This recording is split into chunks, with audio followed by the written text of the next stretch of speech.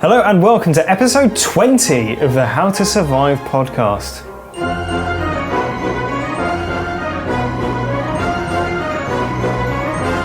My name's Chris and I'm joined as ever by Joe. Hello. For episode 10 we had champagne, of course.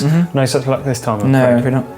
But this week, as it's Christmas, we're going to be covering Krampus, the 2015 horror film themed around Christmas. Sure. As ever on the How to Survive podcast, we're not going to be worrying about spoilers. It's quite a recent film, so if you haven't seen it, feel free to download the podcast anyway, and then just save it for another time until after you've seen the film. Well, ideally, pause now, go to your nearest cinema, watch it, and then on the way home, on the bus or the train or walking, listen to the podcast and immediately hear our thoughts before you even had time to digest it yourself. Yeah, make our thoughts your own. Exactly. So Krampus features a family who come together at Christmas time. The youngest child, Max, however, becomes disillusioned with Christmas following a fight with the rest of his family. He's sort of being picked on and bullied by his cousins and sort of left to his own devices by everyone else. And so he tears up his letter that he'd written to Santa. Throws it out the window. And his family's lack of festive spirit unleashes a demon called Krampus. Krampus, who's described as Saint Nick's shadow, terrorises the family, picking them off one by one. And he seems to isolate the family in a sort of blizzard-like environment. There's no neighbours or anyone else around, and his minions include gingerbread men, living snowmen, and toys that come to life in hideous fashion. Eventually, only Max is left alive, and he confronts the Krampus and begs for forgiveness. However, the Krampus picks him up and drops him into a portal that's opened in the ground, but Max wakes up, and it's Christmas morning. He goes downstairs and opens a present to find a bauble with Krampus's name on it, which is a gift from Krampus that his grandmother received, having been terrorised by Krampus when she was a child. The camera then pans out as the family slowly remember the events that have happened to them, to see that the family is trapped within a snow globe in Krampus's workshop. And that's the end of the film. So it's a bit of an ambiguous ending, but we'll get to that a bit later. Philosophical. Yeah, depends on your reading of it, I think, Joe. But overall, what did you think of Krampus? I think it was very watchable.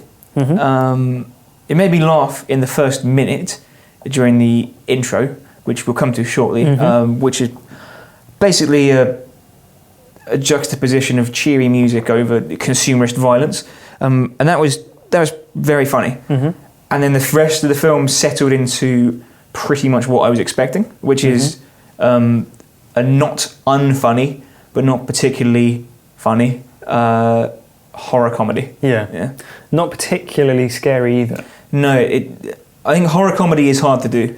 It's not so much a balancing act so much as an impossible formula, because there's such polarized emotions, I guess. Yeah. The obvious way to do it would be to make you laugh and then give you a jump scare, but this film seems to shy away from jump scares.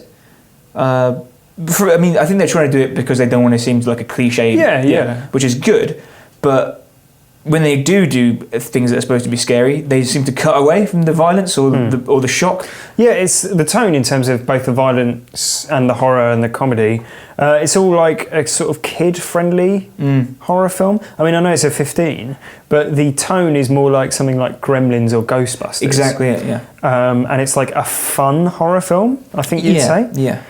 But I don't know if it's as fun as, say, Gremlins or Ghostbusters, simply because there isn't anything shown. I mean, you know, they say the best horror is stuff where you don't actually see it, it's implied. Yeah. It's not even implied so much as faintly suggested. Yeah, like shied away from. Yeah, so the example, we'll come to all the things that happen, but when the first person is attacked is this sister, and she's under a lorry, and the Krampus takes the form of, or his minion, is the Jack-in-the-Box. And it's dun dun dun dun dun dun, dun, and then I think you hear it off camera, burst into life, but you don't see anything happen. Exactly. And it's hard to get worked up into any state, whether it's laughter or fear, if you don't know what's happened. Well, one thing I would say though is that, like, I don't necessarily think that would be a bad thing, because it is the first person that you see attacked, and the film is at that point seemingly sort of setting up a lot of the tension, because you see in the blizzard, you see the sort of crashed cars, ruined houses, and all those sorts of things, especially when the two fathers go out. But so, you know, you can forgive it not showing something at the very start, because it's like building up the tension, but it sort of continues to do that. Like, for example, the twin girls get lured up into the attic, and then one of them gets swallowed by another sort of jack-in-the-box clown monster. And you don't really see anything other than like some feet disappearing, and it'd be more effective, scarier, and like, you know, not even gory if you saw the child being sort of swallowed whole. I guess.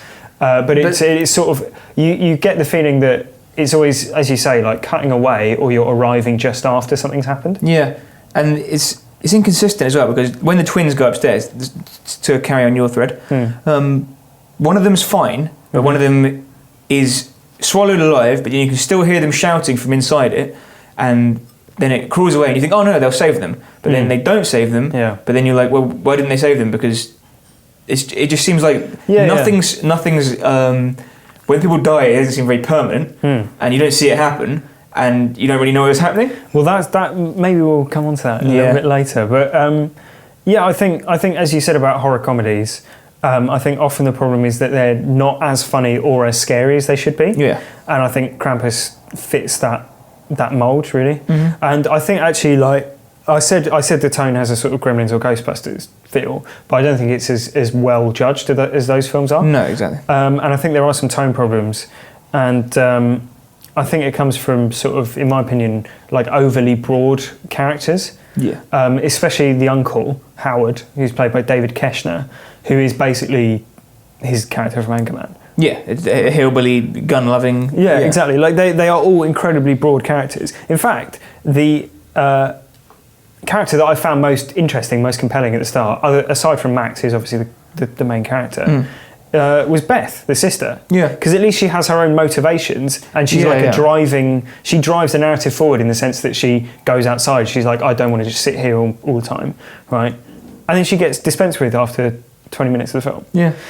And I think those, like I said, the sort of cliche characters like the hillbilly uncle, they sort of add to an overall feel that I think maybe just for my tastes is a bit too American. Right. Like everything's a bit too broad and everything's a bit too safe. Like all the characters are ones that you've seen before. Oh, the dad's got to go and make a business call. The mum is a bit prissy and a bit fussy about housework. But you know, even with all that said, I still really enjoyed the film. I think it's an enjoyable watch, and I think the most fun is to be had from the monsters and the practical effects. Yes, because it is grounded in that physical effects rather than CGI. It's tangible. Like it feels real watching on the screen. Exactly. Like most of the monsters are really cool designs, sort of quite unique, including Krampus himself, who's got a sort of chiseled wooden Santa Claus mask for a face, and he's got this massive hulking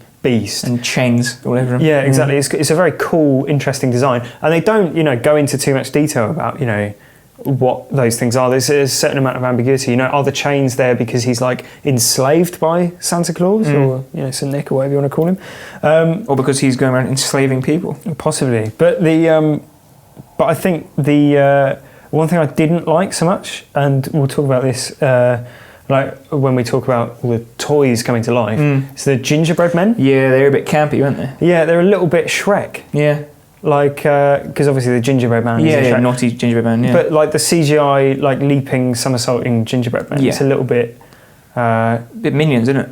A little bit sort of hysterical. It does seem quite like it's sort of targeting a younger audience, but then that's weird because the movie is a 15. It's 15 here. I think it might be a PG-13 in America. Right, so which would put it in that sort of Gremlins slot. And obviously the age rating it's just the censorious British media that. But then I don't know what in it makes it a 15 rather than a 12. Guess the Jack in the Box when it bares its teeth. That's quite frightening. But then when it opens its sort of maw. But then like it's not gory, is it? It's not like. It's not violent. There's very little violence in the film. It could be swearing. They swear a lot.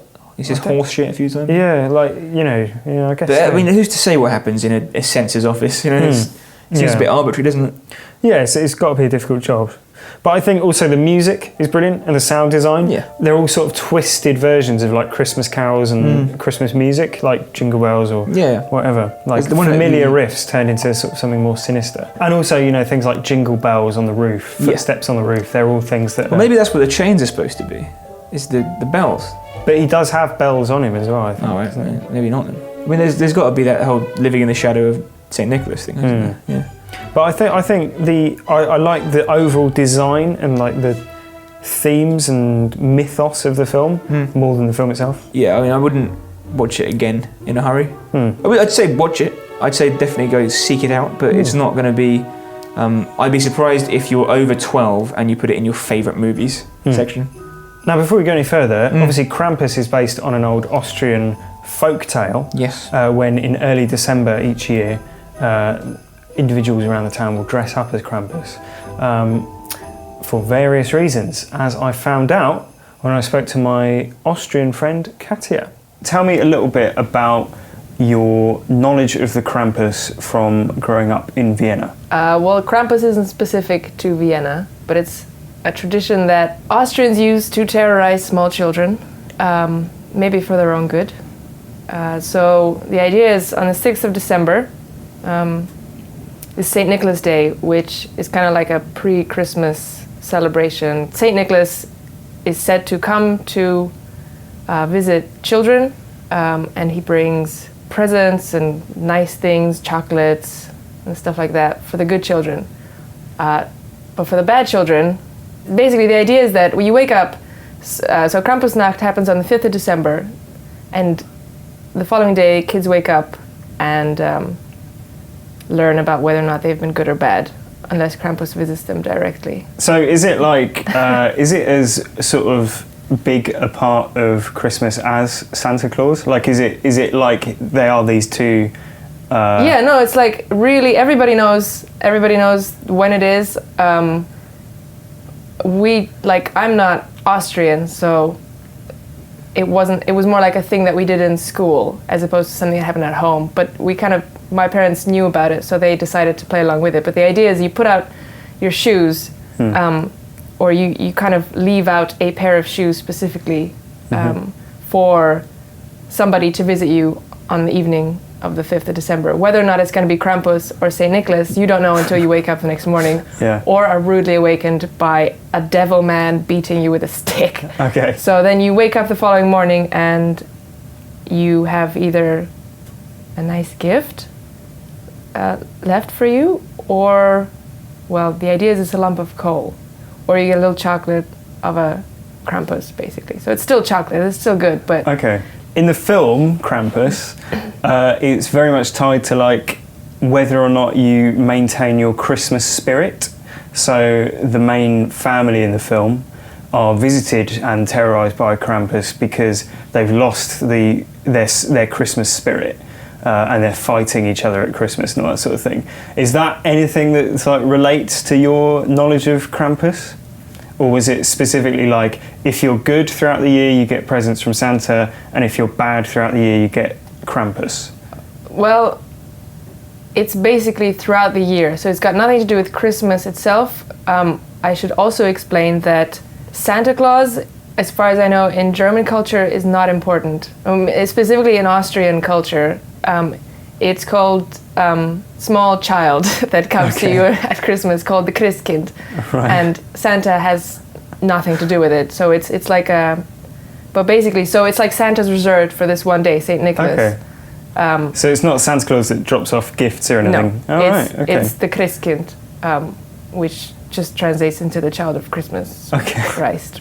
And in the film, he punishes the family by sort of terrorising them first with, it tends to be with Christmas-based things that come to life. Any of that ring a bell with your knowledge of the tradition? That's just a normal day in the life of Austrian people. I mean, you know. Yeah, and he also, he kidnaps people, or it's sort of ambiguous, but he seems to either kill or kidnap people again as punishment for transgressing against Christmas. So has there ever been like does he carry a sack or, anything like that in the stories that you know? So I've heard of this as he comes around with a sack and a stick and collects children who are bad and beats them up, and I'm not sure what happens to them afterwards. I guess they get put back into their bed for the following morning. But he doesn't take them because they're not Christmassy. They've been bad throughout the year, so they don't deserve Christmas chocolate, or they deserve to be scared because they've been misbehaving, and that would be pretty scary to be shoved into a sack and beaten. Not that happens at all, but that's the sort of that's the idea that children are sort of introduced to, that it's like a threat, basically, that if you misbehave. But weirdly enough, they don't really mention it throughout the year. It's more like, oh, it's the 5th of December. Have you been good? It's like, well, I didn't get any warnings if I was misbehaving. Bad or good, so it's kind of like, oh my God, what's going to happen to me? Yeah. People get dressed up as both Saint Nicholas and as Krampus, and it's just fun. It's like a thing that happens in school, and people walk around and they celebrate on the street, and so some of them get dressed up and they terrorize small children, but most of them get dressed up just because of the spirit, and everybody wants to have some fun because it's cold. And but I've heard of it's called Krampuslauf, which means the run of the Krampus, sort of, where it's a bunch of it's almost like a parade of people dressed up as terrifying hell beasts. Krampuses. Yeah, Krampuses. And then they just sort of run around and freak people out. And I have heard of stories where people who have bad intentions disguise themselves as Krampus and not kidnap people, but maybe terrorize them a little bit more intentionally than oh, this is just some fun in a costume. They actually sort of attempt to harass women in particular and stuff like that they think they can get away with if they're dressed up as the Krampus, which I wonder if that feeds into the whole idea of this is what Krampus does, but Krampus is actually people. So I see. So it's like maybe the fact that Krampus is terrible. What I'm trying to say is Krampus is a legend, but actually sometimes he becomes real because people think they can get away with it by dressing up as it. Okay. That's interesting, because the sort of theme in the film is that, the spirit of Christmas has been lost and people are just worried about presents and, things like that, instead of remembering the true values of Christmas. So maybe that's sort of feeding into that. I think it's fun. I think it's scary. It's just kind of fun because you're not going to be a better person just because somebody's pulled a prank on you. So it's not serious. So that was my friend Katia, who's from Austria. She's from Vienna, and she was talking a little bit about the Austrian tradition of Krampus that inspired the monster in the film. I wonder how much of that is Hollywood taking on their own version of events, so to speak. Yeah, well, I mean, there's obviously some differences, and when before we talk about how to survive later, we'll need to establish some of those differences and similarities when we're talking about the Krampus himself. Okay. But first, let's talk about a couple of our favourite scenes from the film. Start from the start, shall we? Yeah, well, the intro scene is really good, I think. Like you said, it was the thing that made you laugh 30 seconds in. Yeah, and that peaked. Yeah, it peaks early for you. It's you see the various shoppers rushing for the sales. Yeah. Presumably it's last minute Christmas Eve gift buying. It's like panic buying Christmas presents. Snatching things out of each other. I mean, you may remember the Black Friday videos. Yeah, yeah. It's very reminiscent of those. Exactly. Very violent consumerism. Yeah. So here's my question for you, Joe. Maybe the world needs Krampus. You think? Well, is that the suggestion? The obvious implication is that the Christmas spirit, the real meaning of Christmas, has been lost because hordes of people are instead fighting each other to get hold of a flat screen TV or a juicer or whatever, and they're not spending time with one another. There's the grandmother figure, Omi, who's, she's representing Christmases of old, and traditions of old, isn't she? She's the one who's baking and doing all the sort of traditional Christmas things, helping wrap presents and all that sort of stuff. But she's been visited by Krampus before. Yeah, well, like she knows the risks, Joe. But she represents very much the old style of Christmas, the old values of Christmas, whereas the intro scene makes it clear not everyone shares those. Exactly. But my question is, you said maybe there's a need for Krampus. Then why wasn't every single person in the world visited by Krampus? Well, what I've put down here is surely these other people are more deserving of a visit from Krampus than the family. Yeah. But that depends on your interpretation of the ending. Right, I think. okay. So let's talk about the ending now, seeing it was a natural moving point. Obviously, the camera pulls out after the family you see their faces recalling the horrors that have happened to them. And in a voiceover, you hear what they said the night before. And the camera pulls out to reveal their house is within a snow globe, which is within Krampus's workshop. Now, there are two interpretations of this, I think. So the first is that when Krampus takes them, they get transported and they have to live out the rest of eternity in a sort of purgatory within the snow globe, where it's like Groundhog Day on Christmas Day. Sure.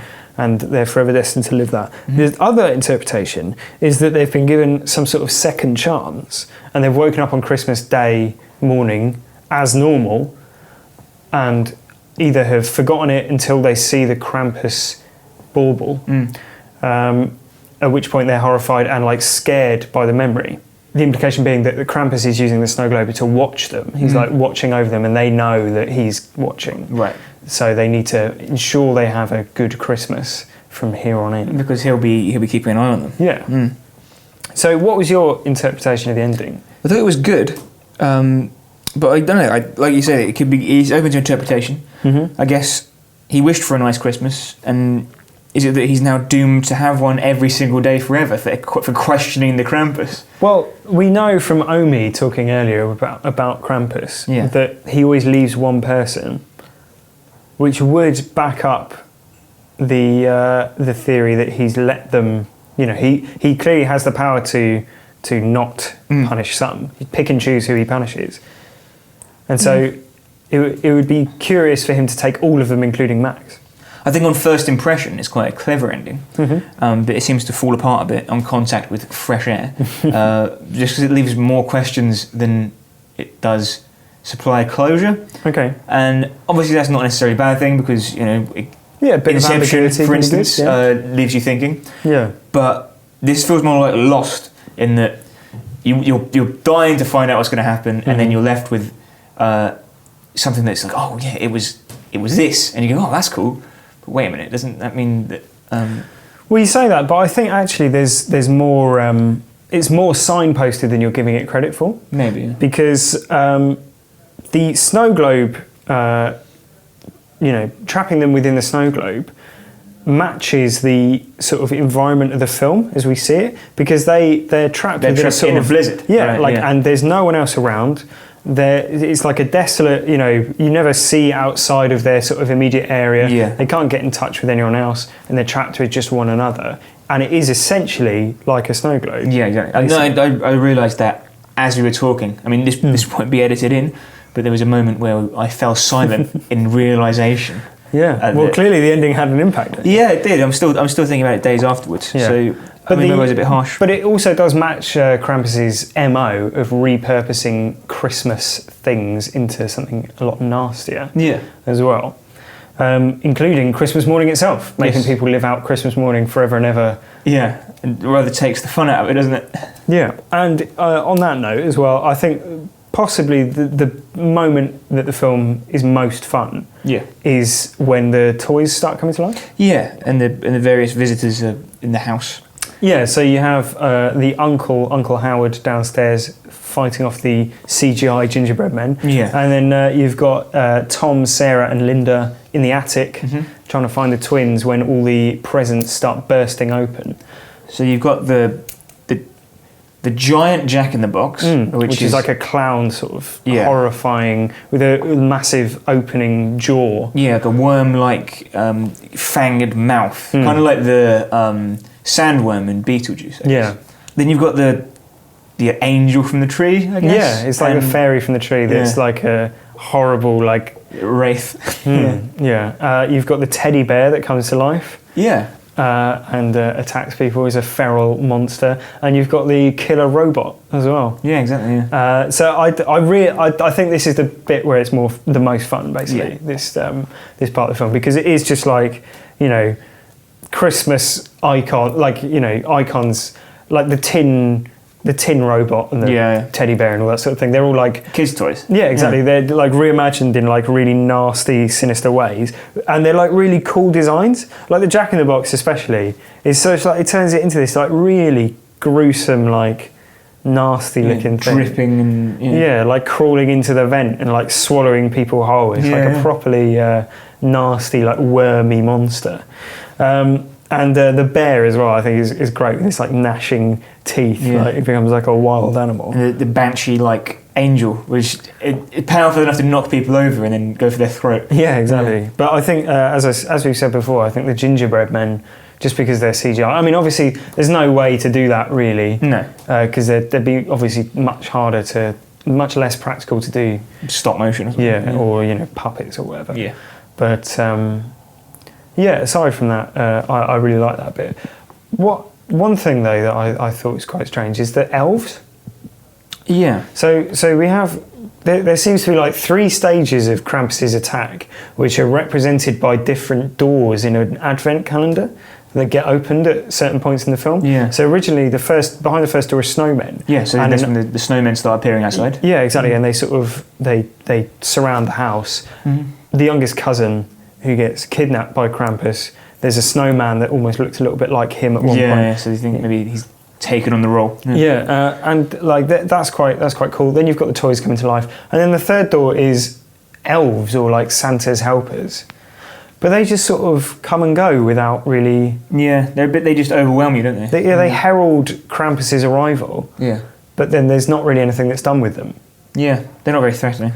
No, they're sort of not. They're not really fleshed out, are they? No. They're just all around when Krampus is doing his dirty work. Yeah, I guess like they are the antithesis of Santa's helper elves. They're Krampus's little helper. Yeah, exactly. Yeah, like you said before, those are stylistically very fun, but generally the film falls apart when you try and tie it all together. Yeah, because like the deaths happen off camera, and it's very hard to connect with someone's death when you don't give a fuck about them. As soon as the characters are introduced, we don't care. Like it happens during the intro, you know, with the thing, and they're telling the kid off. He's been in a fight. The youngest, Max, the main character, he's been in a fight and he's getting told off. But we don't know that he's been naughty, so we just assume they're dicks. So immediately we think the whole family are dicks.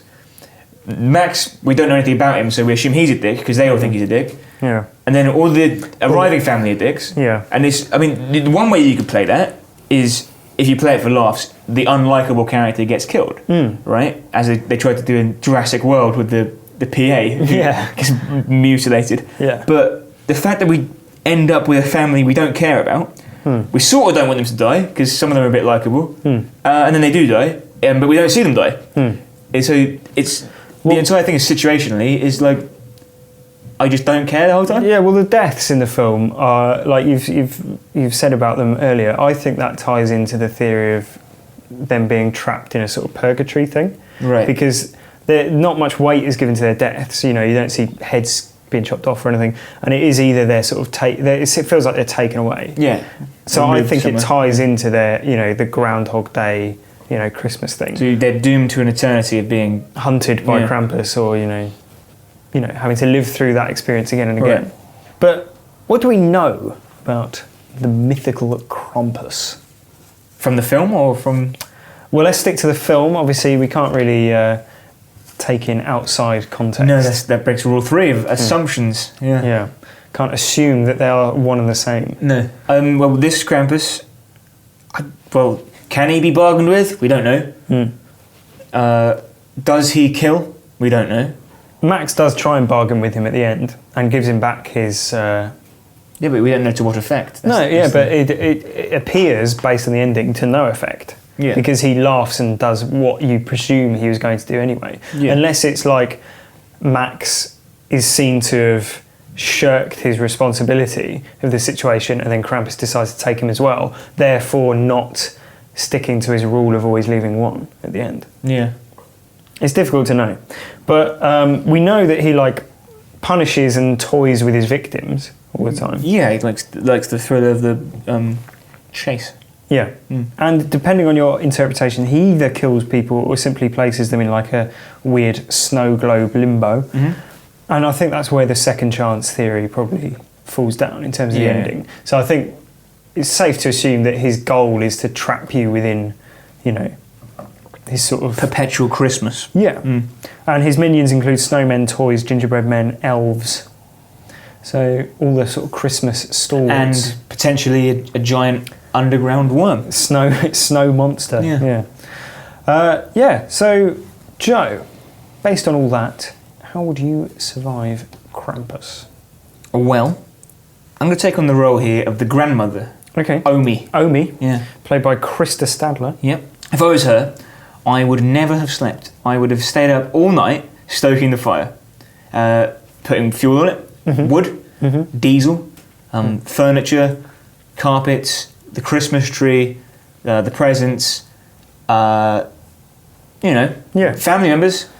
I mean, it's to sacrifice one to save many. Yeah. Basically, her opinion, and this seems to me to be the case, is to keep the fire going because then Krampus can't come down the chimney. Yeah, exactly. Yeah. Do you think this is the first year in all of her life since childhood that she's ever had a Christmas that wasn't tip-top? 100% ideal. Yeah. Well, maybe that's the thing. Maybe she knows. She says, whatever you do, make sure the fire doesn't go out. Yeah. To someone else, even though she's capable of doing it. Well, I mean, she's obviously got a history with Krampus. Yeah. He almost seems to recognise her at the end. Yeah. So yeah, like, is it that she is that? Can we take that as verbatim? You know, can we take that as a? All I know is this: that we're told to keep the fire lit. Yeah. And as soon as it goes out, that's when the attacks start. It's true. Okay. So you think, even to the point of sacrificing your grandchild, she should. If it came to that, Yeah. which there's no necessity, it may not. I mean, they seem to have a lot of wood, though. yeah, a lot of furniture, carpets. But is books. it just a? If they are already, at what point do you think they become trapped in the snow globe? I think at the point of death or kidnap. Okay. That's my opinion. The blizzard environment that they're in the film. Yeah. Suggests that it's been all along. Yeah. In which case, anything's pointless, and we can't possibly survive. Well, so let's discount that theory, shall we? Just for our own sake. But yeah, I think that's a good idea. She seems fairly clued in, and everything that she theorises about Krampus comes to pass. So it's a good person. I mean, she's if anything, the expert in the field. From the point of view of Max, and let's not forget that he is patient zero of this whole thing. Yeah. There's one very simple rule that he can follow, which I'm surprised Omi hasn't told him, or perhaps she did. Yeah. In fact, she did after a fashion. Perhaps she did in German without subtitles. Exactly. Yeah. That's a weird. Yeah. That was weird. Always write a letter to Santa. Yeah. Always do it. You've written yours this year, have you? Yeah. Obviously, it's been in the post, recorded the delivery. Yeah. Both he and Omi neglect to do this. Omi when she's a child, and Max in the events of the film, and that's what ignites the Krampus's wrath. So it's not necessarily. I mean, if you send your letter to Father Christmas, I think if you're sending a letter to Father Christmas, right? Because I don't think Krampus is there to punish people who are going through some sort of trauma in their lives. Like illnesses and deaths and horrible things happen over Christmas. I don't think Krampus would begrudge anyone having the breathing space for grieving. Yeah, exactly. Yeah, or recovery or anything like that. But I think the mere act of sending a letter to Santa Claus implies an element of hope that Christmas is going to be the thing that's that's pulling you through. So you need to give yourself over to a higher power. Yeah. And that higher power is Father Christmas. Yeah. Which would also support the theory that Father Christmas is a sort of vengeful deity and Krampus is his servant, because Father Christmas will be angered by you not giving him the appropriate respect. Right. And send Krampus up. So he's more a god of the Old Testament. He's a vengeful god. Yeah. Also, is there an age cap on when you've got to when you stop sending? Well, apparently not, because Omi is asked, "Do you believe in Father Christmas?" And she says, "Well, of course I do." But she says it in almost a way like if you were in North Korea and said, "Do you like Kim Il Jong?" and they were like, "Of course I do." Yeah. She knows. She knows that he's exists. watching. He's watching. Yeah. She's she's in fear. So in this world, the people in the know live under constant surveillance and scrutiny of not just Father Christmas, but Krampus this demonic as well. Krampus. Well, so blissful ignorance is the way forward, clearly. Perhaps, Yeah. Plausible deniability. But also, the good thing about a letter, Joe, is even if your hopes aren't genuine, sarcasm doesn't translate to the written text. No, not very well. So unless you draw an arrow with sarcastic or whatever, Krampus or Santa Claus is never going to know. I think, as I recall, Omi burns her letter, and that goes up the chimney, and Max rips his up and throws it in the wind.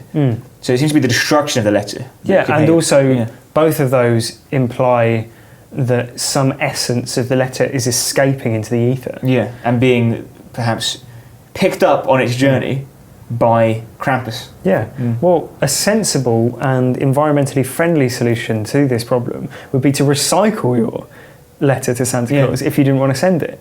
Because Max, like, throwing your letter, that's littering. Yeah. And burning is contributing to the, greenhouse gases. Yeah, ozone layers getting destroyed. Yeah. Maybe turn it into litter for your rabbit cage. Any of those suggestions, I think they could potentially work. Yeah, I like that. But if Krampus is omniscient and can see all, then maybe it's not the letter. It's just this. The letter is actually just it's a tokenistic gesture. Right. So you're saying that the act itself is the act of it's the ritual. Defiance. Right. It's the no longer adhering to the ritual. So if I said it out loud, but also if I sent the letter and it was meant to Father Christmas and that was all fine, and I said I don't believe in Father Christmas, and I redact that. Does it still count? Is there such a thing in this world as a speech act which can enrage contravene? The Krampus? I don't know. Is Krampus's existence tied to your belief in Santa Claus? Because the only characters who draw the wrath of Krampus on the family are the ones that believe in Father Christmas. It's true, yeah. Max and Omi. Yeah. Yeah, exactly. The cousins are obviously demonstrably not believing. There's the youngest cousin who's brain dead, and the adults, you'd presume, Omi aside, don't believe in Krampus. Or Father Christmas. Or Father Christmas. And Omi only believes in it because she's in a state of terror. Yeah. From Krampus.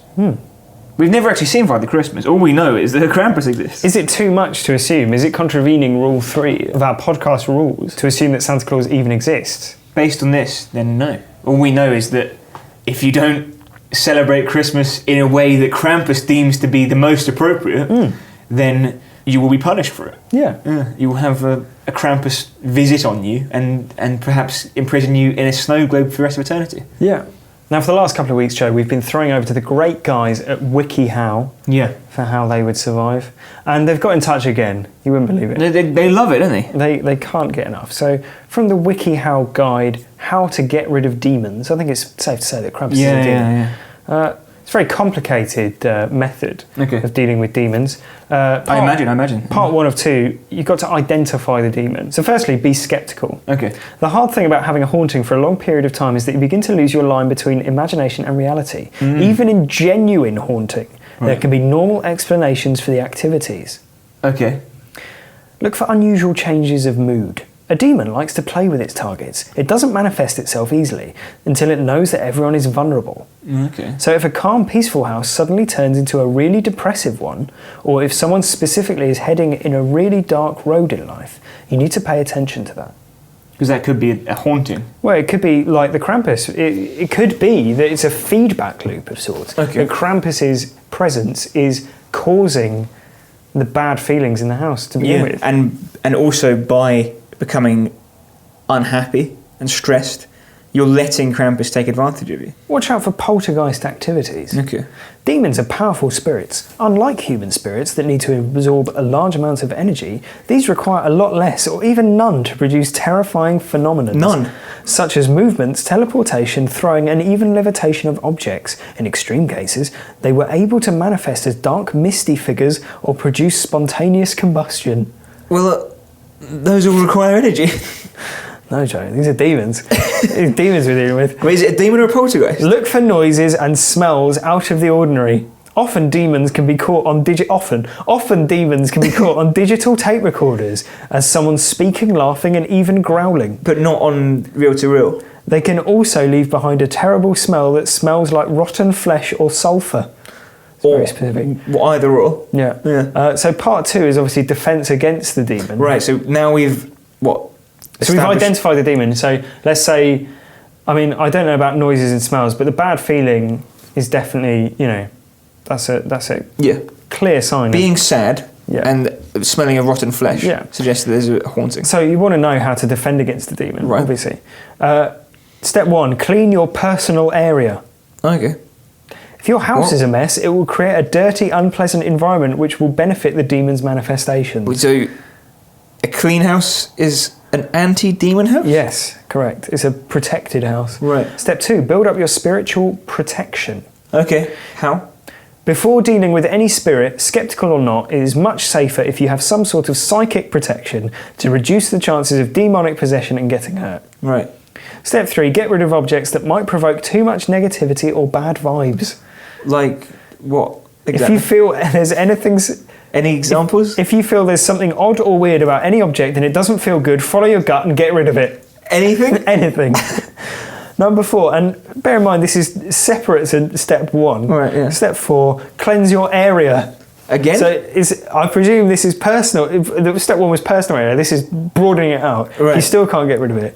Cleanse your area. Go into the local community. Prepare your area and create the spiritual atmosphere with anything you'd prefer, such as incense, candles, crystal, and whatever you'd like to purify your space. Smudging is a powerful method used worldwide. Smudging? It does not give me any information as to what smudging is. But we're clean though. How can we smudge if it's clean?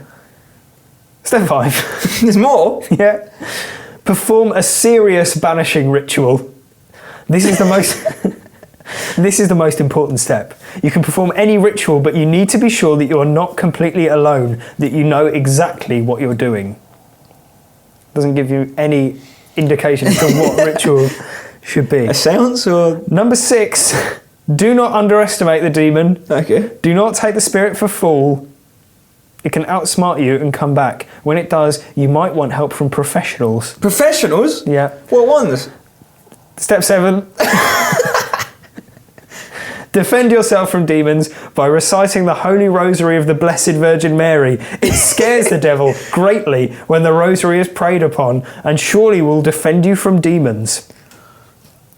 Don't tell me there's step 7. Step 8. No, that's it. Oh, good. So when all else fails, rosaries. Rosaries, yeah. Cleaning areas, both personal and general. Perform a serious banishing ritual, but don't underestimate the demon. See, at all times, don't slip into any form of merriment. Hard at Christmas, though. Hard. So thanks again, guys. The WikiHow guys. For getting in touch. Don't keep those coming. And if I let's put a pin in that. Yeah. If WikiHow keep emailing again, they email every week. We'll block them. Yeah. We'll spam them back. Yeah. Yeah. But we do appreciate it. Yeah. But if you listeners do have better suggestions than WikiHow, and why wouldn't you? Email them, howtosurviveshow@gmail.com. And speaking of correspondence from our listeners, we haven't had any for this one. Okay. But here's something interesting. Here's something good. Okay. I don't know if you were involved in this year, but I was in the Reddit Secret Santa. Okay. So it's, I think the biggest Secret Santa in the world. 10,000 people get involved every year. Very fun. In the past, I've received a book about the rainforest. Okay. And an Estonian honey farmer sent me some honey from his farm. Nice. Which is very interesting. That's very good. This year, I didn't fill out my form properly. So Okay. I knew I was going to get something questionable. Yeah. And imagine my surprise today when I got a box from Amazon, which was the Collins Gem SAS Survival Guide. Well, there you go. They must be listeners to the podcast. Yeah, well, my assumption is this. Either they are listeners pre-knowing I was their Secret Santa giftee, and they recognised my name and misunderstood the what we're discussing here, and sent me a book about SAS survival, or they Googled my name, found out that I'm involved with a podcast called How to Survive, and assumed that rather than being about how to survive in movies, it is about SAS survival. Real life. Sure. Nonetheless, it is a book about survival, and I think we can now refer to it to find out how to survive in the Krampus. Sure. Now, there isn't a section on Krampus. Okay. We've got essentials, climate and terrain, food, campcraft, reading the signs, on the move, survival at sea, rescue, health, disaster strategies, and that's it. Credits. So personally, I think climate and terrain could be a good one for this. I mean, it's hard to identify exactly what animal we could be attacked by if it was Krampus. Yeah. So let's go for if we were Beth, the daughter of the family, and we found ourselves out in the snow. What could we do differently according to the SAS? I don't know if this book is official from the SAS. Nonetheless, if you find yourself in the snow, clothing. Severe cold freezes exposed flesh in minutes. Cover every part of your body. Wear a drawstring hood. A fur trim prevents breath freezing on the face and injuring the skin. If clothing has no drawstrings, tie sleeves above cuffs. Tuck trousers in to prevent heat escaping. If you sweat, loosen collar or cuffs or remove a layer. So there you have it. There you go. Thank you very much. Does it mention in the cold, though, about being stalked by a 10-foot hooved demon? Let's look at the index. It might be under demon. Yeah, I'm just looking now. Yeah. It says it here. Lie flat on the ground. Do not try to run. You'll be thrown about and could be swallowed in a fissure. Keep away from tall buildings and trees. Do not deliberately go underground or into a tunnel where you could be trapped by a collapse. If you manage to get to an open space, do not move back into buildings, for if minor tremors follow, they could collapse any structure left unstable by the 10-foot demon. You sure that was 10-foot demon? No, I've closed it now, so I'm not going back. Okay. All right. Well, thank you for the SAS Survival Guide. But Joe, there's one surefire way to prevent the Krampus from paying a visit to you or your family, and that's to have a bloody lovely Christmas. Yeah. So what are your top tips for the festive period? Well, Christmas is done now. We're 3 days after. Well, I mean, there's still time for people to fall out. Yeah. Well, for staying friendly at Christmas, top tips would be... Maybe the listeners just had a visit from Krampus and needs advice for next year.